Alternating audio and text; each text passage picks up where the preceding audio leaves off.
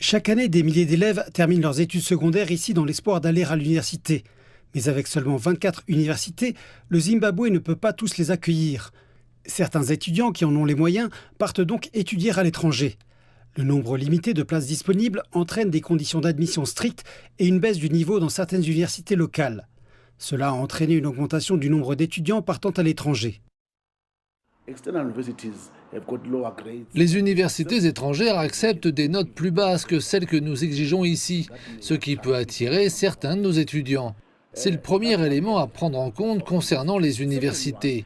Le deuxième est l'état d'esprit des étudiants qui pensent que la meilleure éducation se trouve toujours à l'étranger. Ainsi, si je rentre chez moi avec un diplôme d'ingénieur obtenu dans telle ou telle université étrangère, je me considère alors plus instruit que quelqu'un qui a obtenu le même diplôme dans une université locale.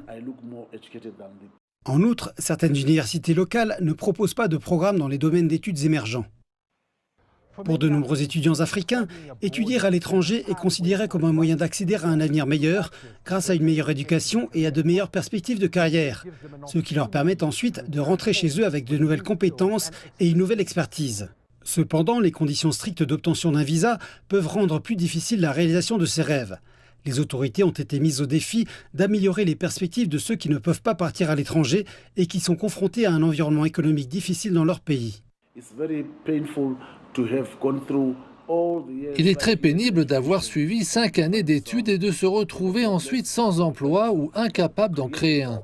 Le défi auquel nous sommes confrontés est que l'État fournisse un capital de base à ceux qui restent afin qu'ils puissent créer leur propre entreprise ou leur jeune pousse pour survivre.